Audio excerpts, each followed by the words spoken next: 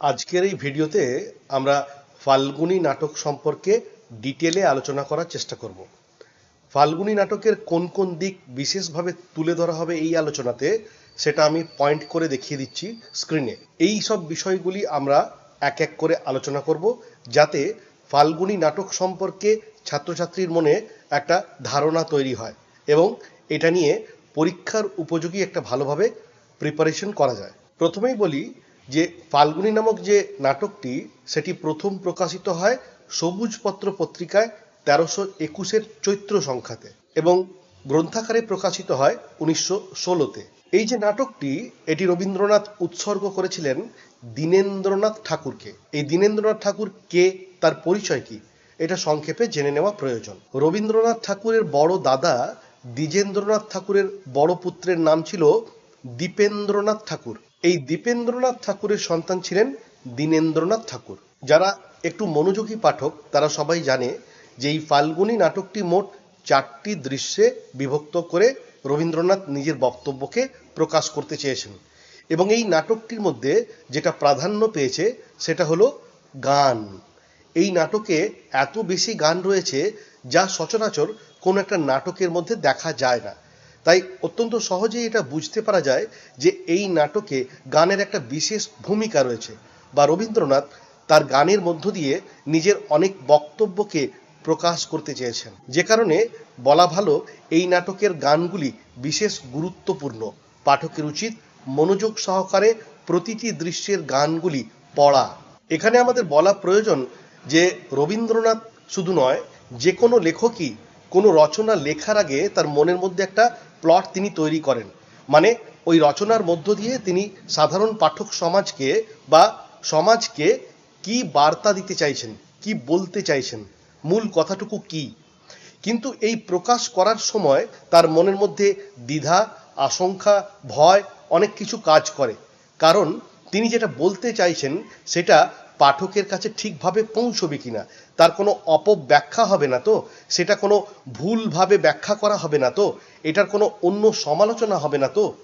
রবীন্দ্রনাথ যে সময় এই নাটকটি লিখছেন তখন তিনি নোবেল লরিয়েট, যথেষ্ট খ্যাতি অর্জন করেছেন এবং বিশ্ব সাহিত্যের দরবারে তার চিন্তা চেতনার একটা স্বীকৃতি তিনি পেয়েছেন। তবু তার মনের মধ্যে একটা আশঙ্কা আমরা দেখি যে তিনি এই নাটকের মধ্য দিয়ে যা বলতে চেয়েছেন পাঠক তার অর্থ ঠিক মতো বুঝতে পারবে কিনা। এই কারণেই তিনি নাটকের যখন অভিনয় হয়েছে বা বিভিন্ন জনের সাথে যখন চিঠিপত্রে কথাবার্তা হয়েছে এই নাটকের প্রসঙ্গে, তখন তিনি কিন্তু এই নাটক প্রসঙ্গে অনেক জবাবদিহি করেছেন এবং ব্যাখ্যা করার চেষ্টা করেছেন। এবং যখন অভিনয় হয়েছে তখনও আমরা দেখেছি তিনি এমন কিছু কার্ড, আমন্ত্রণ কার্ড বা টিকিটের যে কার্ড, সেই ছাপানোর সময় এই নাটক সংক্রান্ত মূল ভাববস্তু বা তিনি কি বলতে চান সেটা ব্যাখ্যা করার জন্য নির্দেশ দিয়েছেন। অর্থাৎ তার মনে সবসময় একটা আশঙ্কা ছিল যে এই নাটকের যে ব্যাখ্যা তিনি বলতে চাইছেন বা তিনি বোঝাতে চাইছেন সেটা সাধারণ জনগণের কাছে পৌঁছবে কিনা। আমরা রবীন্দ্রনাথের এই ধরনের উক্তি বা কথোপকথন বা জবাবদিহিগুলি স্ক্রিনে শেয়ার করে দেবো, যাতে ছাত্রছাত্রীরা বুঝতে পারে যে রবীন্দ্রনাথ এই নাটক সম্পর্কে নিজে কি বলেছিলেন। জানা যায় যে রবীন্দ্রনাথ এই ফাল্গুনী নাটক রচনা করেছিলেন ছাত্র শিক্ষকদের অনুরোধে। প্রথমে যখন তিনি এই নাটকটি পাঠ করে শান্তিনিকেতনে ছাত্র শিক্ষকদের শুনিয়েছিলেন তখন এর নাম ছিল বসন্ত উৎসব। এবং আমরা দেখতে পাই যে শান্তিনিকেতনে গ্রীষ্মের অবকাশ শুরু হওয়ার আগে এই নাটকের অভিনয় প্রথম করা হয়েছিল। সময়টা ছিল বৈশাখ মাস, অর্থাৎ ইংরেজি এপ্রিল মাস। রবীন্দ্রনাথ নিজেই জবাবদিহি করেছিলেন যে এই নাটকের মধ্যে কেউ যদি সম্পূর্ণত নাট্যগুণ খুঁজতে যান তাহলে হয়তো তিনি আহত হবেন, কারণ এখানে তিনি নাট্যগুণের তোয়াক্কা করেননি। নাটকের যে একটা সাধারণ পরিকাঠামো আমরা সবাই জানি, সেই পরিকাঠামো কিন্তু রবীন্দ্রনাথ এই নাটকে মেনটেন করেননি। কার্যত তিনি এটা সচেতনভাবেই করেছেন, কারণ তার উদ্দেশ্য ছিল নিজের বক্তব্যকে সরাসরি জনগণের কাছে পৌঁছে দেওয়া, নিজের মূল কথাটুকু সাধারণ মানুষকে জানানো। আমরা দেখতে পাই এই নাটকের যে প্রথম দৃশ্য তার নাম সূত্রপাত, এর স্থান হলো পথ। দ্বিতীয় যে দৃশ্য তার নাম হলো সন্ধান, এর স্থান হলো ঘাট। তৃতীয় যে দৃশ্য তার নাম সন্দেহ, এবং এর স্থান হলো মাঠ। এবং শেষ যে দৃশ্য অর্থাৎ চতুর্থ দৃশ্য তার নাম প্রকাশ, স্থান হলো গুহাদ্বার। অর্থাৎ আমরা চারটি দৃশ্যের নাম কি কি এটা জানলাম এবং এর স্থান কোথায় সেটাও জানলাম। প্রত্যেকটি বিষয় কিন্তু রবীন্দ্রনাথ অত্যন্ত সচেতনভাবে প্রয়োগ করেছেন, তাই প্রতিটি বিষয়ের উপর মনোযোগী হওয়া প্রয়োজন। কোথায় স্থান, কি নাম, কেন এই নামটা দিয়েছে, সব বিষয়ে সংক্ষেপে বলি। ফাল্গুনী নাটকের যে চারটি এই দৃশ্যের কথা বললাম, তার প্রথম দৃশ্যে রয়েছে নবীনের আবির্ভাব। দ্বিতীয় দৃশ্যে আমরা দেখতে পাই প্রবীণের দ্বিধা ও উদ্ভ্রান্তি এবং বিদায় গানের মধ্য দিয়ে সংকল্প বাণী। তৃতীয় দৃশ্যে আমরা দেখতে পাই প্রবীণের জরা ভাব এবং নবীনের অনুসন্ধানের উদ্দীপনাকে। এবং শেষ যে দৃশ্য চতুর্থ দৃশ্যে আমরা দেখতে পাই নবীনের বিজয় উল্লাসকে। এই যে চারটি অধ্যায় বা দৃশ্য, এর মধ্য দিয়েই নাটকের যে অগ্রগতির স্তর সেটা রবীন্দ্রনাথ নির্দেশ করেছেন বা দেখিয়েছেন বলা যায়। চারটি দৃশ্যে বিভক্ত এই ফাল্গুনী নাটকে মোট গানের সংখ্যা 29টি। মনোযোগী পাঠক যদি লক্ষ্য করে দেখে তাহলে দেখতে পাবে যে রবীন্দ্রনাথ আজীবন নিজের লেখা সম্পর্কে অতৃপ্তি প্রকাশ করেছেন।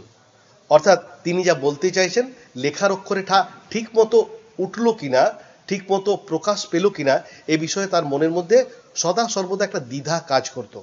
বিশেষত নাটককে কেন্দ্র করে রবীন্দ্রনাথ এই পরীক্ষা নিরীক্ষা দীর্ঘদিন চালিয়েছেন।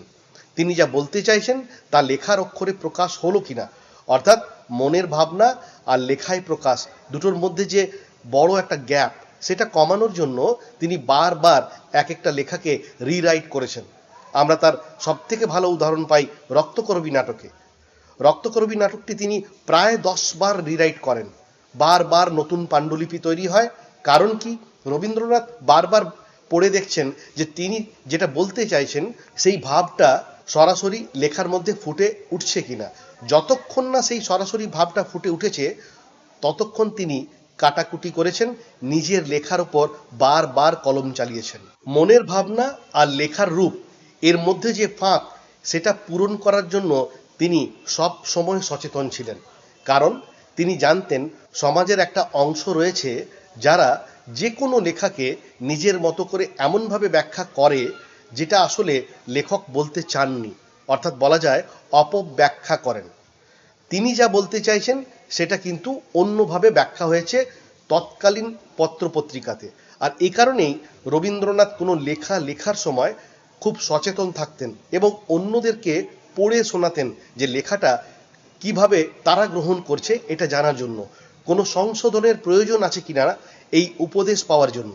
তাই বলা ভালো রবীন্দ্রনাথ নিজেই নিজের লেখার প্রতিমাকে বারবার গড়েছেন এবং তাকে নতুন নতুন রূপ দিয়েছেন বারে বারে ভেঙে ভেঙে, যাতে নিজের মনের ভাবনা আর লেখার রূপের মধ্যে খুব একটা ফাঁক না থাকে। আমরা আগেই বলেছি যে নাট্য রীতির যে কৃত্রিম অনুশাসন সেটা কিন্তু রবীন্দ্রনাথ এই নাটকে পালন করেননি। তার মূল উদ্দেশ্য ছিল নিজের বক্তব্য বিষয়কে সকলের সামনে তুলে ধরা। এবার আমরা প্রতিটি দৃশ্যের অর্থাৎ প্রথম দৃশ্য, তৃতীয় দৃশ্য, এই প্রতিটি দৃশ্যের মূল কাহিনীটি কি সেটা বলার চেষ্টা করব এবং তার সাথে সাথে গানগুলির মধ্য দিয়ে রবীন্দ্রনাথ কি মেসেজ দিতে চাইছেন সেটা বলার চেষ্টা করব। এবং তারপর আমরা এর অভিনয় নিয়ে কথা বলবো যে এর অভিনয়ে তিনি কতখানি মনোযোগী ছিলেন, কতখানি প্রস্তুতি নিয়েছিলেন এবং এই প্রস্তুতির ফলে যে অর্থ উপার্জন করা হয়েছিল সেই টাকাটা তিনি কি কাজে লাগিয়েছিলেন। যাই হোক, প্রথমেই আমরা বলবো যে রবীন্দ্রনাথ শিলাইদহ থেকে ফিরে সুরুলের নির্জনতায় বসে এই ফাল্গুনী নাটকটি রচনা করেছিলেন। আমরা আগেও বলেছি যে এই নাটকটি প্রথম প্রকাশ পায় সবুজপত্র পত্রিকায় 1321-এ। এর যে সূচনা অংশ তার নাম বৈরাগ্য সাধন। এই সূচনা অংশটিও 1322-এ সবুজপত্র পত্রিকায় প্রকাশিত হয়েছিল। পরবর্তীকালে প্রায় 1 বছর পর এটি গ্রন্থ রূপ পায়। প্রসঙ্গত আমাদের বলা প্রয়োজন যে চৈত্র সংখ্যায় যেখানে সবুজপত্রে ফাল্গুনী ছাপা হয়েছিল সেখানে গীতি ভূমিকাগুলি এবং শেষের যে গানটি নাট্য বিষয়ের প্রবেশক ছিল অর্থাৎ বসন্তের পালা, এই নাম দিয়ে সেখানে একত্রে প্রকাশ করা হয়েছিল এবং অবশিষ্ট অংশের নাম ছিল ফাল্গুনী। অর্থাৎ আমরা বলতে পারি যে বৈরাগ্য সাধন, বসন্তের পালা এবং ফাল্গুনী এই তিনটে আলাদা আলাদা অংশ হলেও আসলে এরা অখণ্ড। প্রথমে বলি যে মানব জীবনের একটা সময় আসে যখন তার মনের মধ্যে দ্বিধা দ্বন্দ্ব কাজ করে। আমাদের বয়স যখন বাড়ে, বিশেষত কানের পাশে আমরা যখন পাকা চুল দেখতে পাই, তখন আমরা মনে করি যে যমরাজের নিমন্ত্রণ এসে গেছে। তখন আমাদের চমক ভাঙে এবং সংসার থেকে মন উঠে যায়। তখন মনে হয় আমার তো যাবার সময় চলে এসেছে, আর থেকে কি হবে। তখন সংসারের প্রতিটা কাজ তুচ্ছ মনে হয়, কোনো কাজে মন থাকে না, একটা উদাসীনতা কাজ করে। বলা ভালো, কাজ করার যে উৎসাহ, উদ্দীপনা এবং প্রেরণা, সেটা কিন্তু নষ্ট হয়ে যায় যখন পাকা চুলের ঝলক আমরা দেখতে পাই বা আবিষ্কার করি। রবীন্দ্রনাথের মতে মানুষের জীবনের এই যে হতাশা, নিজের কাজকে তুচ্ছ করে দেখা, এটা কিন্তু ঠিক নয়। এটা কোনো মহৎ কাজ করতে সাহায্য করে না। এটা একটা দুর্বল ভাবনা এবং এই দুর্বল ভাবনাকে আমাদেরকে সরিয়ে দিতে হবে। এবং সেটা কিভাবে সম্ভব, সেটা কিন্তু সূচনা অংশে বলা হয়েছে। আমরা দেখেছি মহারাজের কানের পাশে যেই সে পাকা চুল দেখতে পেয়েছে, তখন তিনি সেই ঘণ্টার ধ্বনি শুনতে পেয়েছেন, অর্থাৎ যমরাজের ঘণ্টার ধ্বনি। তখন তিনি মনে করেছেন বৈরাগ্য সাধন ব্যতীত তার আর জীবনে কোনো কিছু করার নেই। আর এই ভাবনাটিকেই রবীন্দ্রনাথ কিন্তু মেনে নেননি, তিনি অস্বীকার করেছেন। তার মতে বৈরাগ্য সাধন মানে কর্ম ত্যাগ করে বৈরাগ্য সাধন নয়। এই একই চিন্তা চেতনা আমরা দেখতে পাই রবীন্দ্রনাথ যখন নৈবেদ্য কাব্যগ্রন্থের মুক্তি নামক কবিতা লিখছেন। সেখানে তিনি কি লিখছেন? তিনি লিখছেন, বৈরাগ্য সাধনে মুক্তি সে আমার নয়, অসংখ্য বন্ধন মাঝে লভিব মুক্তির স্বাদ। যাই হোক, আমরা এই নাটকে দেখতে পাই যে শ্রুতিভূষণ যে তত্ত্ব শিক্ষা দেন, সেই তত্ত্ব শিক্ষার একেবারে বিপরীত শিক্ষা দেন কবিশেখর। আর যে কারণে মহারাজ কবিশেখরকে ভয় পান। শুধু মহারাজ নয়, যাদের কানের পাশে পাকা চুল দেখা গেছে, এই রকম সব মানুষই কবিশেখরকে ভয় পায়। নাটকে দেখতে পাওয়া যায় যে কবিশেখর মহারাজকে বলছেন যে ওরা কর্তব্যকে ভালোবাসে বলে ওরা কাজ করে, আমরা প্রাণকে ভালোবাসি বলে আমরা কাজ করি। পার্থক্যটা এখানেই। এবং ভালোবাসিয়া যে কাজ, তাকেই বলে বৈরাগ্য সাধন। অর্থাৎ দেখা যাচ্ছে বৈরাগ্য সাধন বলতে তিনি কি বুঝেছেন তার সংজ্ঞাটা একেবারে স্পষ্ট। রবীন্দ্রনাথ আসলে এই ফাল্গুনী নাটকের হাত ধরে বলতে চেয়েছেন যে কর্মের মাধ্যমেই, কর্মের মধ্য দিয়েই মানুষ মুক্তি লাভ করে। কর্মহীনতা মানুষের জীবনে একটা বোঝা, সেটা একটা জগদ্দল পাথর। তাই কর্ম ত্যাগ করে বৈরাগ্য সাধনের চেষ্টা, এটা বৃহৎ এবং ভুল একটা পন্থা। আর যারা এই পন্থা গ্রহণ করে তারা গতিহারা হয়, তাদের জীবন থেমে যায়, তারা মহৎ কিছু করতে পারে না। এই একই ধরনের চিন্তা আমরা রবীন্দ্রনাথের শান্তিনিকেতন নামক প্রবন্ধেও দেখতে পাই। সেখানে তিনি কি বলছেন? তিনি বলছেন, মানুষ যতই কর্ম করছে ততই সে আপনার ভেতরকার অদৃশ্যকে দৃশ্য করে তুলছে, ততই সে আপনার সুদূরবর্তী অনাগতকে এগিয়ে নিয়ে আসছে। এই উপায়ে মানুষ আপনাকে কেবলই স্পষ্ট করে তুলছে। মানুষ আপনার নানা কর্মের মধ্যে, রাষ্ট্রের মধ্যে, সমাজের মধ্যে আপনাকেই নানা দিক থেকে দেখতে পাচ্ছে। আর এই দেখতে পাওয়ার নামই হলো মুক্তি। অর্থাৎ আমরা দেখতে পাচ্ছি যে ফাল্গুনী নাটকের সূচনাতেই রবীন্দ্রনাথ দুটি বিপরীত ভাবকে পাশাপাশি রাখতে চেয়েছেন এবং নিজের বক্তব্যকে পরিষ্কার করার দিকে এগিয়ে নিয়ে চলেছেন। মানুষের যে ভাব কল্পনার দ্বন্দ্ব, সেটাকেই তিনি এই নাটকে তুলে ধরতে চেয়েছেন। আমরা দেখেছি যে মূল নাটকে রবীন্দ্রনাথ বার্ধক্য এবং জরা কি তারই অন্বেষণ করার জন্য বৈরাগীর দলকে পাঠিয়েছেন। সেখানে আমাদের মনে পাঠক হিসেবে যে সংশয় তৈরি হয়েছে, সেটা আমাদের ব্যক্তিগত সংশয়। কানের পাশে চুলে পাক ধরেছে, তার মানে এই নয় যে জীবন থেকে বৈরাগ্য নিতে হবে। এই ধরনের ভাবনা রবীন্দ্রনাথের মতে আমাদের মনকে সংকুচিত করে। আর এই মনকে বা এই সংকোচনের মধ্যে আলোড়ন তৈরি করাই রবীন্দ্রনাথের মূল উদ্দেশ্য। রবীন্দ্রনাথের মতে যারা এখনো ভোগকে অতিক্রম করতে পারেনি, তারা কখনোই এটা বুঝতে পারবে না যে কর্মের ভিতর দিয়েই কর্মত্যাগের তাৎপর্য রয়েছে। কিন্তু আসলে আমাদেরকে কর্মের মধ্য দিয়েই আত্মার অন্তরে পৌঁছতে হয়। কর্ম না করে সেটা সম্ভব নয়। তাই সংক্ষেপে বলা যায়, কর্মচেতনা ও কর্মত্যাগের মধ্যে যে দ্বন্দ্ব, এই দুই দ্বন্দ্বের মধ্যে কর্মচেতনাকেই বিশেষ গুরুত্ব দিয়ে রবীন্দ্রনাথ এই নাটকে সকলকে একটা মেসেজ দিতে চেয়েছেন। যাই হোক, মূল নাটকের যে দৃশ্য বিভাগ, সেখানে আমরা দেখতে পাই 4টি দৃশ্য বিভাগ রয়েছে: সূত্রপাত, সন্ধান, সন্দেহ এবং প্রকাশ।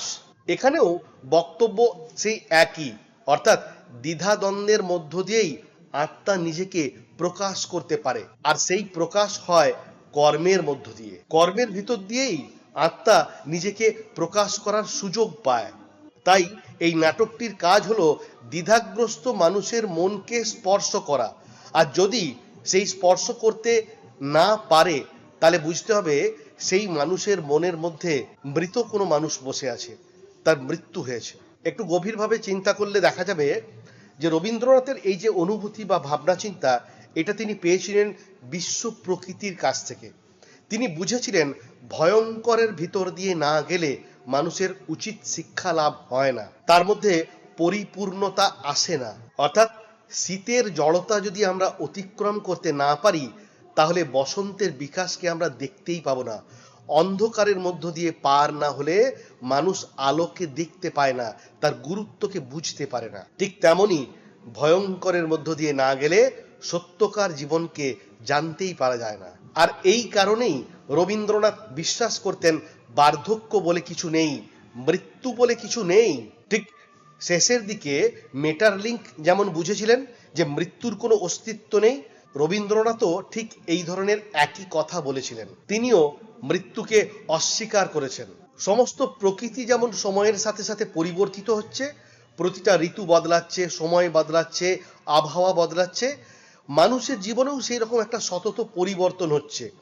এই রকম ভাবেই রবীন্দ্রনাথ মনে করেন মৃত্যু একটা জীবনের বড় রকমের পরিবর্তন ছাড়া আর কিছুই নয়। তাই আমরা দেখতে পাই তিনি নাটকের মধ্যে বলছেন, ফুরায় যা তা ফুরায় শুধু চোখে, আসলে সত্য তো তা ফুরায় না, নতুন রূপে বারে বারে তা আমাদের কাছে ফিরে আসে। বিশ্ব প্রকৃতির মধ্যে আমরা প্রতি ফাল্গুনে দেখতে পাই যে কিভাবে নব নব রূপে প্রকৃতি আমাদের কাছে প্রতিবার ধরা দেয়। মানুষের যে প্রকৃতি, তার মধ্যেও সেই একই রকম লীলা খেলা চলছে। প্রাণ শক্তি মৃত্যুর ভেতর দিয়ে বারে বারে নিজেকে উপলব্ধি করছে এবং নিজের অস্তিত্বকে ঘোষণা করতে চাইছে। তাই রবীন্দ্রনাথ মনে করেন যা চিরকাল আছে তাকে যদি বারে বারে হারিয়ে না পাওয়া যায়, তাহলে সত্যকার উপলব্ধি করা যায় না। আর এ কারণেই তিনি মনে করতেন দেহ যদি জরাগ্রস্ত না হয়, তাহলে যৌবনের গুরুত্ব মানুষ বুঝতেই পারবে না। তাই তার মতে মৃত্যুর মধ্য দিয়েই মানুষ নিজের আসল জীবনকে চিনতে পারে, জানতে পারে। এবার আমরা বলবো এই নাটকে গানের ভূমিকা বা গানের কথা।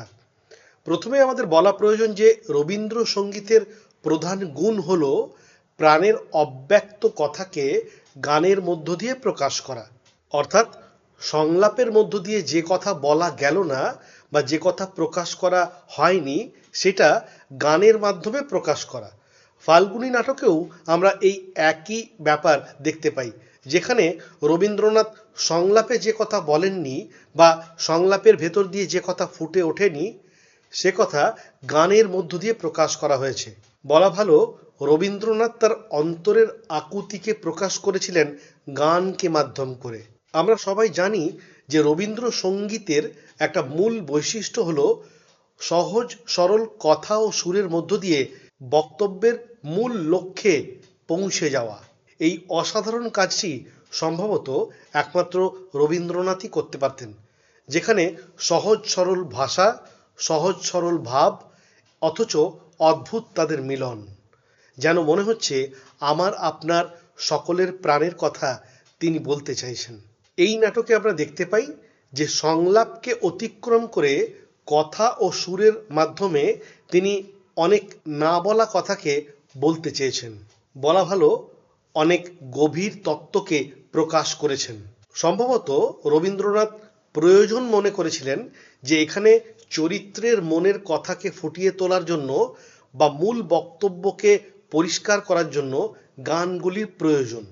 এ কারণেই এই নাটকে এতগুলি গানের ব্যবহার তিনি করেছেন এবং এই গানের ব্যবহারের মধ্য দিয়ে অনেক ঘটনা বিশেষ অর্থপূর্ণ হয়ে উঠেছে। যাই হোক, ফাল্গুনী যে নাটকটি সেটি রবীন্দ্রনাথের একটি বিশেষ পর্বের রচনা, যাকে অনেকেই বলাকা পর্ব বলে অভিহিত করেছেন। আমরা জানি যে বলাকা ছাপা হয়েছিল 1916-তে। এই যে পর্ব অর্থাৎ এই যে বলাকা পর্ব, এই সময়কালে আমরা দেখতে পাই কবির চিন্তা চেতনার জগৎ বা কবির মন জগৎ ও জীবন সম্পর্কে একটা বিশেষ ভাবনায় ডুবেছিল। বলা ভালো, এই সময় কবি রবীন্দ্রনাথ সৃষ্টির গতিতত্ত্ব এই চিন্তায় মগ্ন ছিলেন। আর এই যে গতিবাদ, এটা আসলে প্রাণ শক্তির প্রতীক এবং যৌবনের প্রতীক। আমাদের জীবনে এই শক্তি বিশেষভাবে আমাদেরকে উদ্দীপনা দেয় এবং আমাদের স্থবিরতাকে কাটাতে সাহায্য করে এবং এর সাথে তৈরি করে নতুন প্রাণশক্তির আবেগ। যাই হোক, প্রসঙ্গত আমাদের বলা প্রয়োজন যে ডক্টর হিরণ কুমার সান্যাল তার রবীন্দ্র নাট্য প্রসঙ্গ এই প্রবন্ধে বলেছেন যে রবীন্দ্রনাথ বলতেন, আমার গান, আমার ছোট গল্প আর আমার ছবি এ তোমরা না নিয়ে পারবে না। অর্থাৎ রবীন্দ্রনাথ নিজে আত্মবিশ্বাসী ছিলেন যে তিনি গানের হাত ধরে যে কথা প্রকাশ করেছেন তার স্থায়িত্ব অনেক বেশি, তা অমরত্ব লাভ করতে পারে। নাটকের মধ্যে অন্তঃপ্রকৃতি এবং বহিঃপ্রকৃতিকে কিভাবে একসাথে বেঁধে দেওয়া হয়েছে তা যদি আমরা নাটকটির গীতি ভূমিকাগুলি দেখি তাহলে অত্যন্ত সহজেই বুঝতে পারবো। গীতি ভূমিকাকে বিভাজিত করা হয়েছে এইভাবে। প্রথমেই নবীনের আবির্ভাব, সেখানে আমরা কোন গানগুলি পাই? প্রথমেই পাই বেণুবনের গান, তারপর পাখির নীড়ের গান, তারপর ফুলন্ত গাছের গান। এরপর আমরা পাই প্রবীণের দ্বিধা, সেখানে আমরা কি কি গান দেখতে পাচ্ছি? দুরন্ত প্রাণের গান, শীতের বিদায় গান, নব যৌবনের গান, উদ্ভ্রান্ত শীতের গান। এরপর আমরা পাচ্ছি প্রবীণের পরাভব, এখানে আমরা কি কি গান দেখতে পাচ্ছি? এখানে আমরা পাচ্ছি বসন্তের হাসির গান, আসন্ন মিলনের গান ইত্যাদি। এবং শেষে আমরা দেখতে পাচ্ছি নবীনের জয়। এই অংশটিতে যে গানগুলি পাচ্ছি, মানে গীতি ভূমিকা অংশের কথা আমরা বলছি, সেটা হলো প্রত্যাগত যৌবনের গান, নূতন আশার গান, বোঝা পড়ার গান, নবীন রূপের গান। অর্থাৎ এই যে চারটে অংশের কথা বললাম তার গীতি ভূমিকাতে কি কি গান পাচ্ছি সেই গানগুলি আমরা বললাম। এই গানগুলি অত্যন্ত গুরুত্বপূর্ণ, পাঠকের উচিত মনোযোগ সহকারে ধীরে ধীরে প্রত্যেকটা গান পড়া, কারণ এই গানগুলি বিশেষ অর্থ বহন করছে।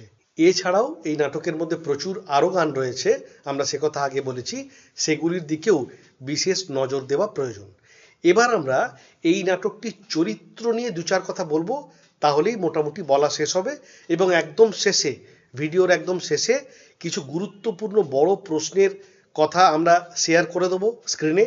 এবং তার পাশাপাশি যেটা বলেছি যে রবীন্দ্রনাথকে জানতে গেলে কিছু বই আমাদের পড়া দরকার, ডিটেলসে যারা জানতে চায়, সেই রকম কিছু গুরুত্বপূর্ণ বইয়ের কথা আমার যেগুলো মনে হয়েছে সেগুলো আমি শেয়ার করে দেবো স্ক্রিনে। এর বাইরেও প্রচুর বই রয়েছে, তার সীমা নেই, কিন্তু মোটামুটি যে বইগুলো আমরা পড়ি বা প্রচলিত বা ভালো লেগেছে আমার ব্যক্তিগত মত অনুযায়ী, সেইগুলো আমি শেয়ার করে দেবো স্ক্রিনে। এবার আমরা চরিত্র নিয়ে চলে আসি কিছু কথা বলার জন্য। নাটকের শুরুতেই পাঠক পরিচিত হয় মহারাজ চরিত্রের সাথে, যদিও এই শুরুতেই মহারাজ চরিত্রের একটা বিশেষ ভূমিকা আমরা দেখতে পাই, তারপর কিন্তু মহারাজ চরিত্রের কোনো বিশেষ ভূমিকা আমরা দেখতে পাই না। এখানে আমরা দেখতে পাই কর্মবিমুখ রাজা নিজের ছন্দে ধীরে ধীরে নিজের কর্মে ফিরতে চাইছেন। বিশেষত তার মন খারাপ, কারণ কানের পাশে তার পাকা চুল দেখা গেছে এবং তাই দেখে তার মনে হয়েছে যে যমরাজের নিমন্ত্রণপত্র তার কাছে এসে পৌঁছেছে। এ কারণেই তিনি বৈরাগ্য সাধনের মাধ্যমে মুক্তি পেতে চান। কিন্তু এই চরিত্রটি আমাদের শেখায় যে শুধুমাত্র বৈরাগ্য সাধন থেকে মুক্তি আসে না, অর্থাৎ যে কোনো একদিক থেকে একটা মানুষ মুক্ত হতে পারে না, এর জন্য চাই অন্তরের জ্ঞানলোকের উন্মেষ। সেই জন্য কর্ম ত্যাগ করে নয়, অন্তরের জ্ঞানলোকের উন্মেষের মাধ্যমেই বৈরাগ্য সাধন পাওয়া সম্ভব। এটা অত্যন্ত একটা জরুরি বিষয়, যেটা মহারাজ চরিত্রের মাধ্যমে আমরা জানতে পারি বা বুঝতে পারি। দ্বিতীয় যে চরিত্রের কথা বলবো সেটা হলো কবি শেখর।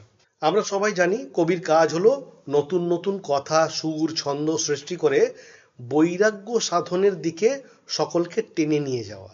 আমরা দেখেছি তিনি মহারাজকে বলেছেন যে এই যৌবন যদি আপনার সমাপ্ত হলো তো চিন্তার কিছু নেই, আরেক যৌবন ফিরে আসছে এবং এই পুরনো যৌবনের সাথে নতুন যৌবনের মিলনের যে আনন্দ আয়োজন সেটাকে আপনি উপভোগ করুন।